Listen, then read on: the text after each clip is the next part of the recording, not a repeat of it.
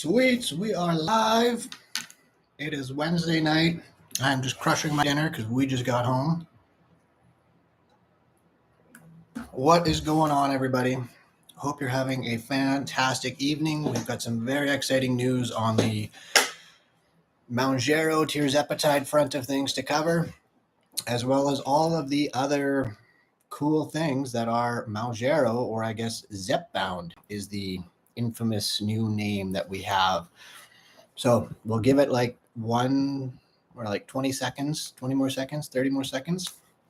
Let a couple more peeps show up, and then we will get the ball rolling and talk about all things Mounjaro. And I hope you brought all of your questions and all of the above. But hope everybody's doing well tonight.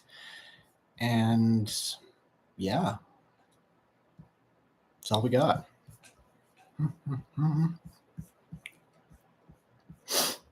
All right. Cool beans. Nice thing about having this live, we get a timer so we can actually see what's happening and what's going on. But welcome back. Wednesday night. We're talking all things that is Mounjaro, or I guess more specifically tirzepatide. The big news of today is that the FDA has officially given the approval to tirzepatide for obesity and weight management. Now, the exciting thing about that is that, essentially the insurance companies and providers are now going to provide coverage for tirzepatide, or Zepbound is the wonderful marketed name that they have brought to it. So they will now provide coverage to it so that you can use it for obesity management and hopefully obtain the coverage so that you don't have to pay out of pocket, which I know down in the States is absolutely ridiculous. But even up here, it's going to then put forward and put the push on Health Canada to then also approve it here. So once we get that approval, then the private drug plan payers and stuff like that will start providing coverage for it, or at least shortly there afterwards once they do their review and such like that. So it overall is very, very good news on all of those fronts. As of right now, Canada, so the US and Canada both have Mounjaro, which also contains the tirzepatide molecule. So it can be used off-label in terms of weight management. Mounjaro is technically only approved for type 2 diabetes management, up to a maximum dose of 15 milligrams once per week. Tirzepatide does have the evidence, though, as Zepbound has shown, and has been approved by the FDA for its use in obesity management as well. So the SURMOUNT trials, particularly the SURMOUNT-1 trial, which I believe completed it was last year sometime. I don't know exactly when, but sometime last year, that trial was finished and showed that Mounjaro, tirzepatide, Zepbound, whichever one you want to call it, at 15 milligrams once per week can lead to a weight loss of 21% on average. So when we're looking at the agents and their effectiveness, 21% weight loss that's a whole other level. That's freaking insane. So it's very, very cool, very, very powerful agent, very effective agent, and really is going to further shake up what we are seeing in terms of the weight management, obesity management space of things. So when we look at the comparators, so Wegovy is the other big guy, Wegovy or Ozempic. They also did kind of a dual remarketing labeling thing. So Ozempic is technically used for diabetes or approved for diabetes management. It contains semaglutide. Wegovy also contains semaglutide, but it is approved for the use in obesity management alone. So it's remarketed, different indications, same molecule, same drug.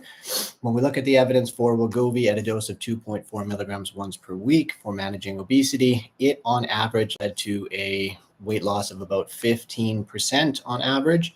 So still pretty darn good, and has really set the stage for all of these new agents that are coming to market. But Mounjaro did show to be about 6% better. Now, we do have some head-to-head trials in terms of the SURPASS-2 trial, was technically in individuals that have diabetes. So we compared Ozempic 1 milligram once per week to Mounjaro 15 milligrams once per week. And Mounjaro, Mounjaro 5 and Ozempic 1 milligram were pretty comparable in terms of their A1C reduction. In fact, Mounjaro 5 milligrams might be even a little bit better. So we saw about a 2% A1C reduction. And overall, we saw a greater amount of weight loss with Mounjaro 10 milligrams and Mounjaro 15 milligrams. When we kind of do a bit of a indirect analysis with some other studies and using the SURPASS-2 trial, we were able to say that Ozempic 2 milligrams once per week was inferior to Mounjaro 15 and actually 10 milligrams once per week in the overall trials and the data analysis sets. So I think I did a video on that one. That was last week. If you want to go back and check that out after our live tonight, I go a lot more detail around that study and information. There has been, and there's another head-to-head trial that's looking at the obesity side of things in particular. So comparing Wegovy 2.4 milligrams once per week to Mounjaro 15 milligrams once per week. That head-to-head trial is ongoing. And so that'll provide us even more data, information, and really give us a really good comparison between the two drugs. And effectively, it's probably going to show that Mounjaro is indeed the more effective agent, or tirzepatide or Zepbound. I'm going to have to get used to that. That's going to be a real pain in the ass. Pardon my French. So that's some of the data. We know it's more effective than the Wegovy. When we look at, I guess, the differences and why it's maybe more effective, what is going on with tirzepatide is that tirzepatide has the GLP-1 component that we find in Wegovy. So GLP-1 is a hormone that's naturally produced by our bodies. Tirzepatide also has the GIP component, or the glucose-dependent insulinotropic polypeptide. GIP and GLP together seem to have a synergistic effect and seem to overall boost the effects that we see with the GLP-1 alone. So that synergistic effect is leading to a greater reduction in A1C or blood sugar levels, and it's leading to a greater amount of weight loss. So very effective. Again, both of these are hormones that are naturally produced by the body. The effects or the things that they do is naturally, they basically get released when we eat food. So they get released from the K cells and the L cells in our intestine, and they go out and have their various effects throughout the body. They're acting at the level of our pancreas and helping our pancreas to produce more insulin, but also to preserve the function of the pancreas. So especially in type 2 diabetes, we see a breakdown of the beta cells, or the cells that produce insulin. So what these hormones are doing is they're helping to protect those cells. They're having a protective factor and ultimately preventing the breakdown so that they keep producing insulin. They also tell the pancreas to stop producing a hormone called glucagon. Glucagon is a hormone that causes an increase in our blood sugar levels. And so decreasing that hormonal level is ultimately going to reduce your blood sugar levels. And that's why it's so darn effective at managing our blood sugar. In terms of the effects for weight management, both hormones, the GIP and the GLP, are going to act at the level of your stomach and slow down how quickly food is going from your stomach to your small intestine. What that is ultimately going to do is make you feel fuller more quickly. And it's also going to help to manage your blood sugars because food isn't being digested and processed and taken up as quickly. And therefore, you're not going to get as sharp of a rise in your blood sugar levels. So that's another way that it helps not only with blood sugar management, but also on the weight management side of things. Now, generally, this is a transient effect that it has. This will go away over time for most people, not necessarily everybody, but a good amount of people will note that their gastric emptying process speeds back up again. When we look at what's going on in the brain in terms of its effects in helping us to manage our appetite and our food-seeking behaviors, it is ultimately decreasing the primal drive, if you will, so that food-seeking behaviors, that wanting of food, cravings, that sort of thing, the food noise, all of that is getting dampened down and reduced. And so that is ultimately what it's doing there, and acting in the reward centers of the brain to kind of fundamentally decrease that aspect down, and making it easier for you to choose the apple over the apple pie. Again, it's a tool in this management process of things. You still need to do all of the changes in terms of putting yourself into a calorie deficit, making sure you're getting enough nutrients, protein, staying active, all that sort of stuff. and effectively putting yourself into a calorie deficit.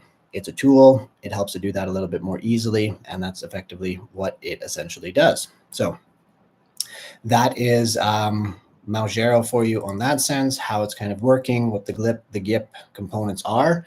In terms of side effects, what we're looking at, or at least what the studies are kind of showing us, is that I would say, well, based on the studies and the data, for the most part, Mounjaro 5 milligrams and Mounjaro 5 milligrams and Ozempic 1 and 2 milligrams once per week. Side effect profile wise, they seem pretty comparable. As we go up to Mounjaro 10 and Mounjaro 15, there definitely seems to be an increased rate in the gastrointestinal side effects that are pretty common with these medications. So again, that slowing of the gastric emptying, food's not moving as quickly and such. And so that can definitely cause some heartburn, nausea. If you eat too much too quickly, can definitely lead to vomiting for some people as well. Some people will report things like diarrhea, constipation. So those are the main GI side effects that people will see. Pancreatitis overall across the 3, 5, 10, and 15 of Mounjaro was pretty comparable. Generally, it's happening at a rate of less than 1%. So very rare side effect, and not necessarily due to the drug itself, more like it's due to the development of gallstones from losing weight very quickly.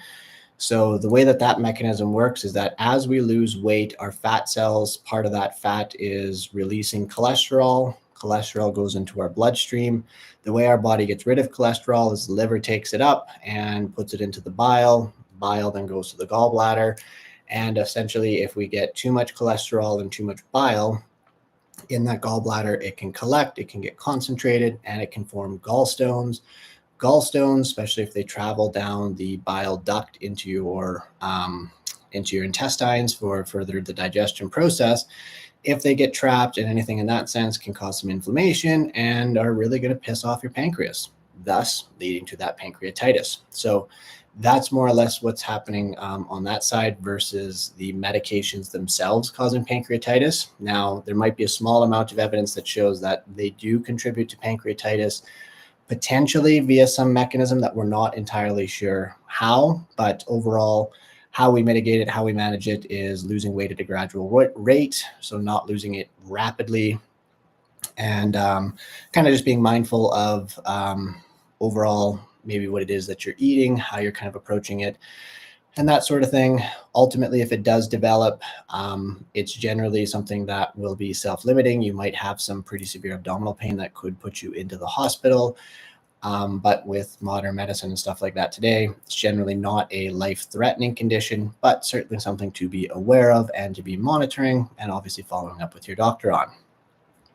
The other big one, the thyroid carcinoma or the medullary thyroid carcinoma, is a very rare thyroid cancer. Now, this is a black box warning. Everybody gets into a real huff about the black box warnings. But fundamentally, that warning is there because it's something that we saw in our rodent models.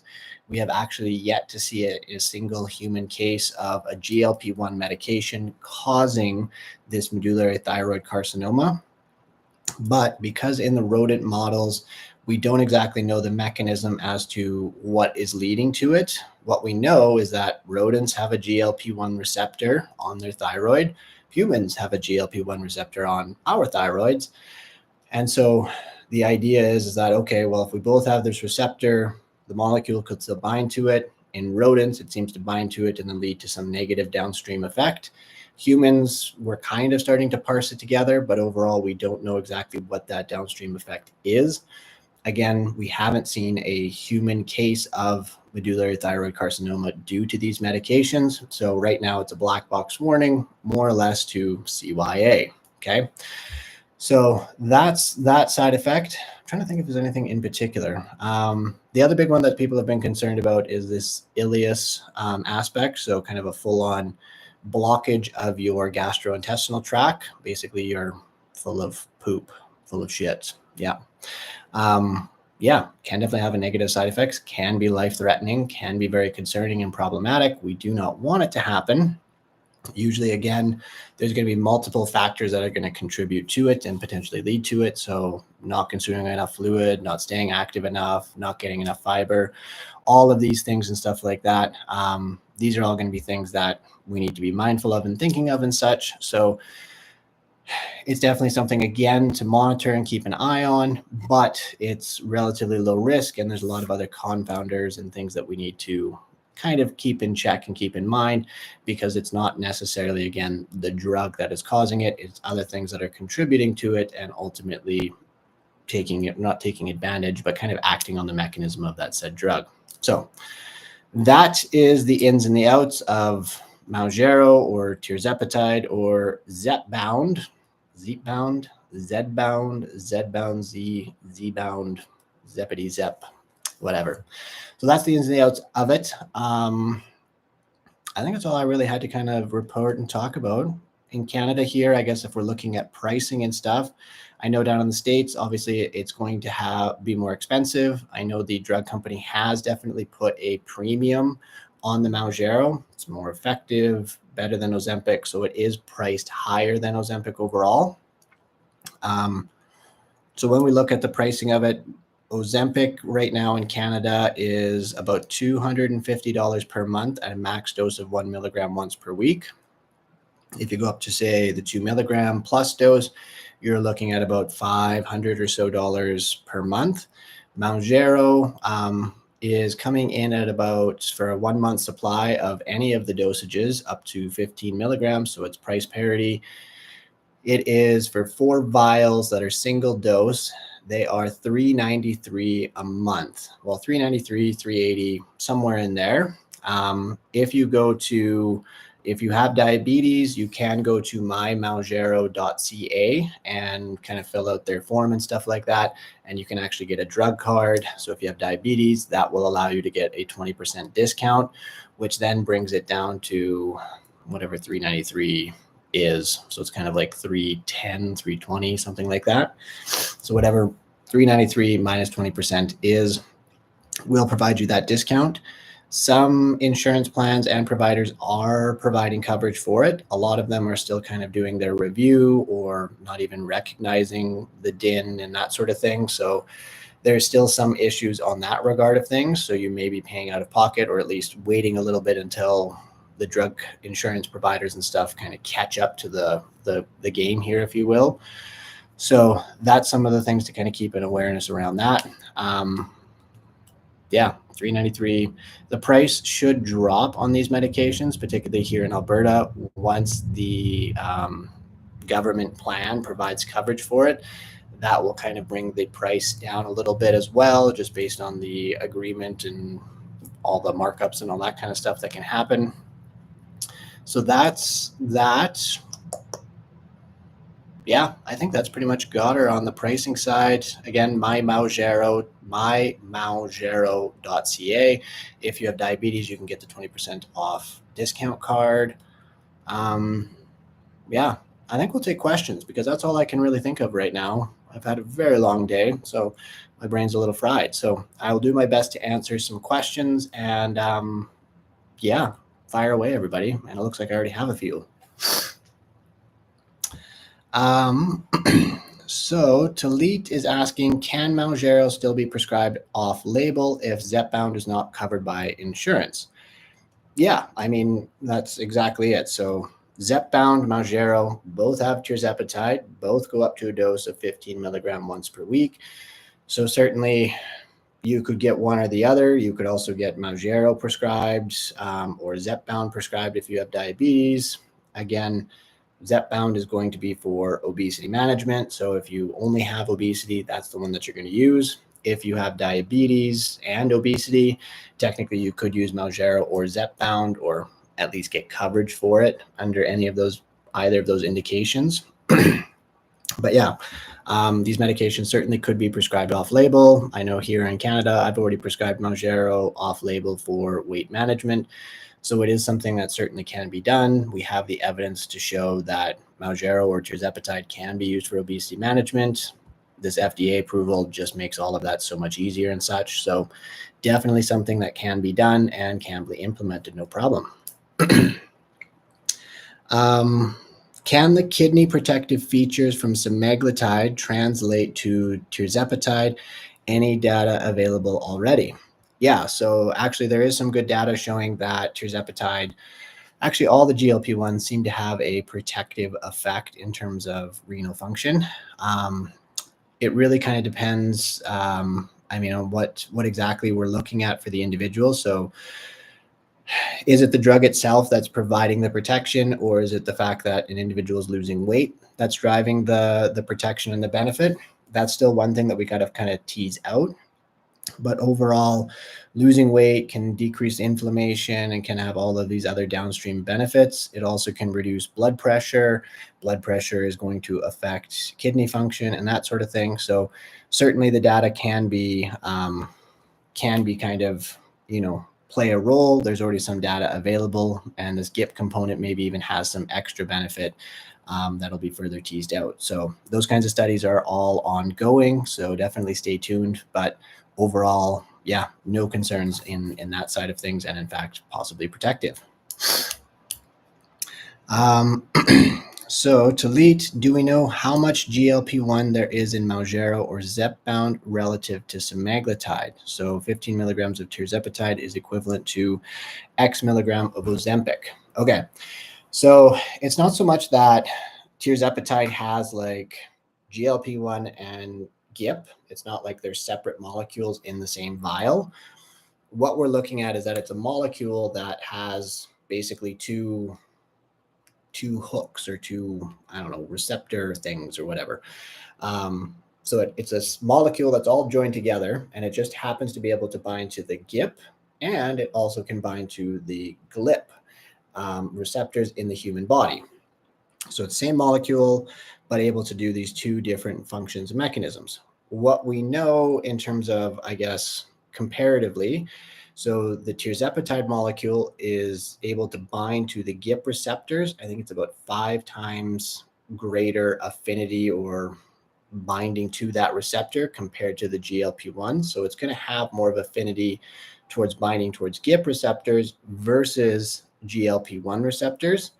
Overall, this is semantics for a lot of you. You don't need to get too caught up in it, but that's kind of the idea. It's the same molecule. It just has,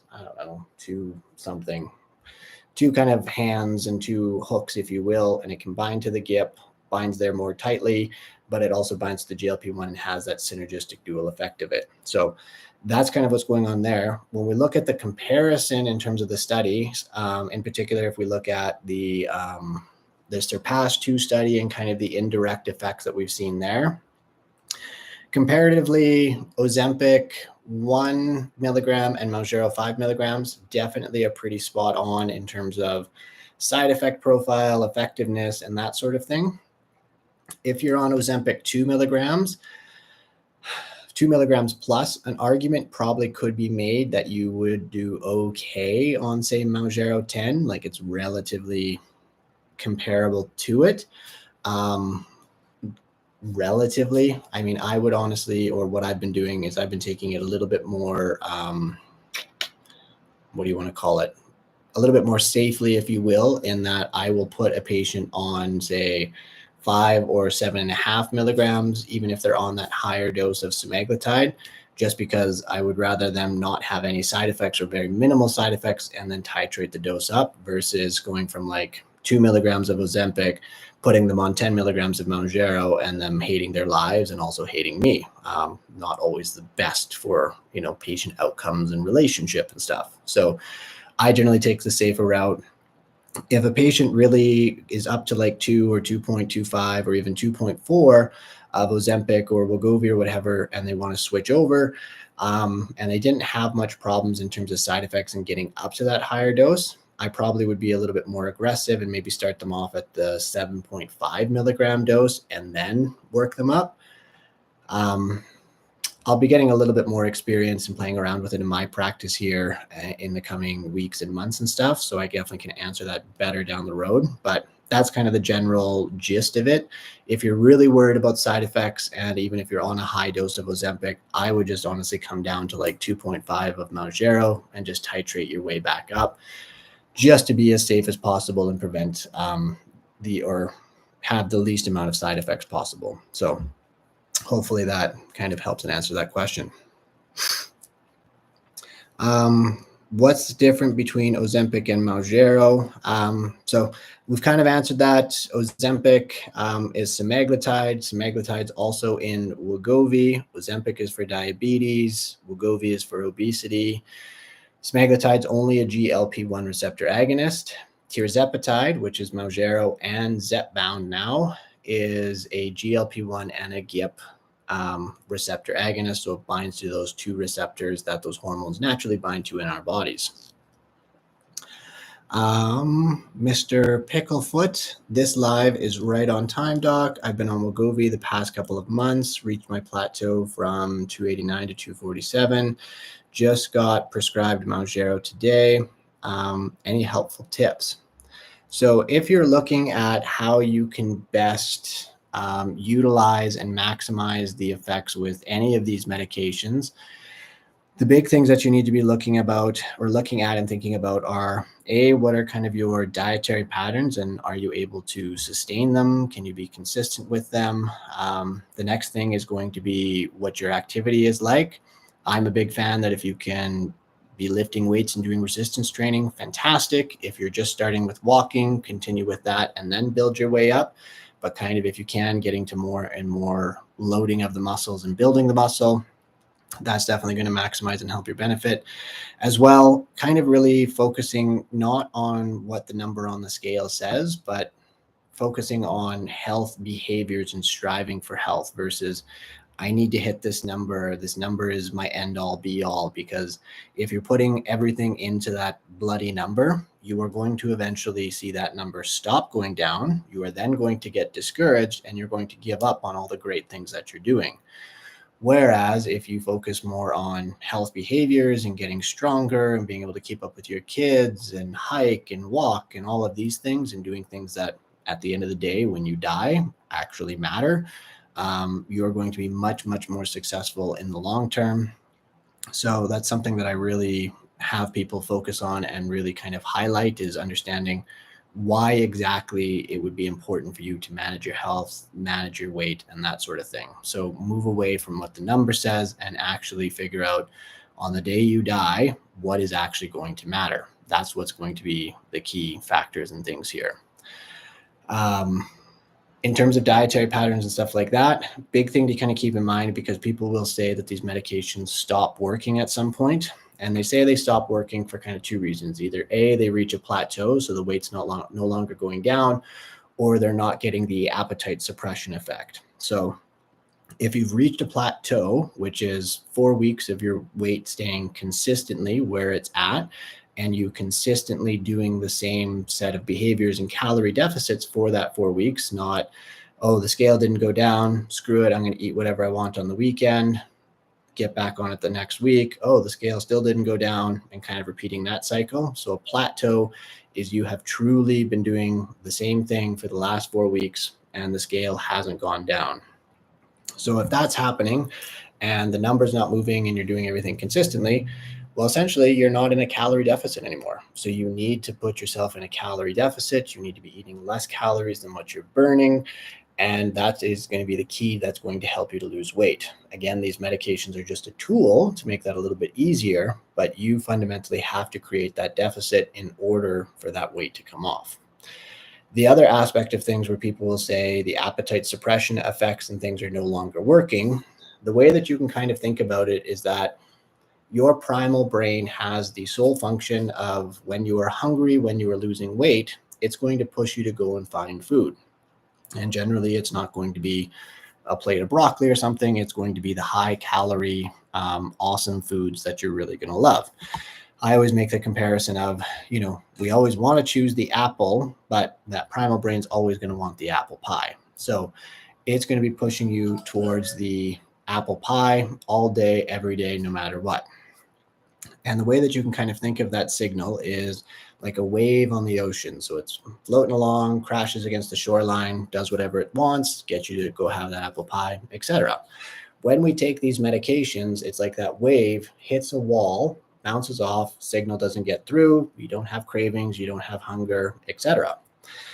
But this wave, if you don't provide your body with the proper amount of nutrients, if you are too low or too much of a calorie deficit, so too extreme, like a 1,200 calorie per day diet, if you're not getting enough protein, enough fiber, and eating consistently enough over the course of the day, what's going to happen is you still got that wall there, but the wave's going to get bigger, bigger, bigger, and bigger until finally it doesn't matter how much of that drug I'm pumping into you. Ultimately, that wave, that primal brain is going to crash over, and it's going to get you to go and eat that apple pie. So your cravings, your wanting for food, all of those things are going to come back. And this is fundamentally why it's so important to make sure that you're focusing on all of those nutritional factors and things to keep yourself going, to manage that primal brain, to manage that wave of wanting, and ultimately allow the drug to be effective. Because the drugs don't stop working. That wall never goes away. But if the primal brain and the biology gets too out of hand because you're not taking care of it, good luck. Yeah. So yeah, hopefully that helps. Mr. Picklefoot, he's going to rewatch this from the start as well. Awesome. Judy, sounds like if you go over 1 milligram of Ozempic, it will be cheaper to switch to Mounjaro. So yeah, it kind of depends. Yeah, but if you go over the 1 milligram and you're using like 2 milligrams once per week, you'd be needing 2 pens. So you'd be looking at a cost, at least here in Canada, of about $500. And so the 400 of Mounjaro on parity up to 15 milligrams once per week, you're essentially getting more bang for your buck. So it certainly would be cheaper if you're paying out of pocket for the medication. If your drug company or your insurance provider is providing coverage, well, then that's going to be a different story. A lot of insurance providers aren't providing coverage at this point in time. It's all in review. They're working on it, but it is taking a little bit of time. So it'll depend on those other factors as well. But if you just look at straight out of pocket costs, kind of dollar for dollar kind of thing, yeah, you're going to get more bang for your buck for Mounjaro compared to Ozempic too. Talit, super informative. First time someone was able to explain the GLP-1 molecule to me. Until now, I thought they were separate. Thanks. My pleasure. Mr. Picklefoot, yes, I do a lot of strength training and maintaining my diet. Sweet. That is awesome.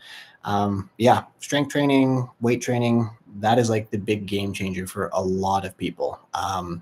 Because suddenly, you start to develop confidence, you start to develop good feelings, endorphins, and if you want a way to really see changes very quickly, weight training is definitely the way to go. Very effective in that sense. And it also changes how your body is distributing the fat and what the difference is when you have more muscle under the fat and everything like that. So suddenly things change and look different. And yeah, just about every single patient that I have that has started weight training has had just stupendous success, and they've been able to keep the weight off. So definitely recommended. Greetings, doctor. Is it safe to use Mounjaro on a non-diabetic person with overweight? Yeah, so we just got the approval for Zepbound, which is Mounjaro or tirzepatide. It is very safe in individuals that don't have diabetes. So the interesting thing about the GLP-1 and GIP combination is that, well, the mechanism when your blood sugar levels are normal, it shuts off. So your chance of having a low blood sugar is already very low, but it looks like what the GIP component does is that it has kind of like a counter-regulatory effect, so that if your blood sugar levels get too low, GIP will bind to its receptors and can actually increase your blood sugar levels. So it'll prevent you from having or going too low. I haven't done like a comparative look at kind of the data on hypos and that sort of thing compared to, say, a standard GLP-1 and Mounjaro, but that's kind of one of the other mechanisms that we know is present with GIP. It's a fascinating little molecule and how it works in certain situations and in different ways and stuff. But yeah, definitely perfectly safe, can do some cool things in that sense in helping to regulate blood sugar levels. And yeah, as long as if you have diabetes and you're on other agents that drive insulin out, or you're taking insulin, for example, then your risk of having a hypo does go up quite substantial, or not substantially, but it can go up for sure, unless you're adjusting those other medications appropriately. So, yeah, good question. So Zoe is asking, is it easy to switch between these drugs? Why is that there? Is it easy to switch between these drugs as different ones are being approved? Yeah, so it's actually quite easy to switch from Ozempic to Mounjaro or tirzepatide or Zepbound. So if you're on Ozempic 1 milligram once per week, as an example, basically whatever day, so say if you do your Ozempic dose today and you've got a new prescription of Mounjaro at home in your fridge or whatever, well, this time next week, you can just do whatever dose of Mounjaro you're starting at as your new dose and kind of continue on from there. So yeah, very straightforward in that switch. There is going to be that need for just figuring out what is going to be the right Mounjaro dose for you, so that you get minimal side effects, but also getting the benefits and stuff like that.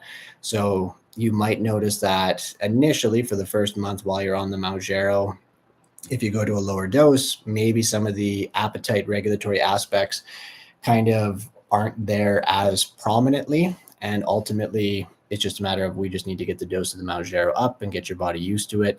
So you might have a little bit of a bumpy period for maybe a month or two, but overall, it's pretty straightforward of just switching from one to the other. You literally would just start it the next week when you do your regular once weekly dose. So hope that helps and gives you guys some information. And thanks for the clarification. My pleasure. So if that's all the questions for tonight, yeah, that was a pretty solid live. I did a lot of talking tonight. So thank you everybody for coming out. As always, we'll be doing a live. Well, this month is a real mess. So I think next week I'm doing a live on the Wednesday, and then the week afterwards, it's like on the Tuesday, and then it's like on a Thursday. It's all over the place. So November is just a schmoz at this point, but I'll be doing a live every week. It'll just be on a slightly different day. So be sure to stay tuned and stuff. I will definitely be kind of answering all the questions and stuff like that. I don't know what our topic's going to be for next week. I'm sure I have it posted somewhere, but we will be talking probably something Mounjaro-esque, if you will, or some other kind of aspect. It might even be why our weight fluctuates over the week. Maybe that's what it is. I don't know. Anyways, I'll be making posts about it and that sort of thing and keeping you guys updated. So be sure to definitely come back and check in and check out when the lives are happening. I do love interacting with everybody and getting all of these fantastic and wonderful questions and hopefully providing you a bit more clarity. So yeah, I hope everybody has a wonderful rest of their Wednesday evening and a great rest of their week. And Mr. Picklefoot, you can also do a live on eating around the holidays. Totally. That actually would be a good one. We could have a little chat about dealing with Christmas and all that wonderful jazz. Overall, it's not really much different than what you usually do. It's just moderation in all things and, enjoying the foods and the treats and the cookies and all that kind of stuff that you actually like, not just eating everything because it's there. So we'll go into that in more detail as we get closer to the holiday season. But yeah, great idea. And again, thanks everybody. So I'll see you next week. And of course, check out my other channels at The Official Dr. Dan, and have a great rest of your evening.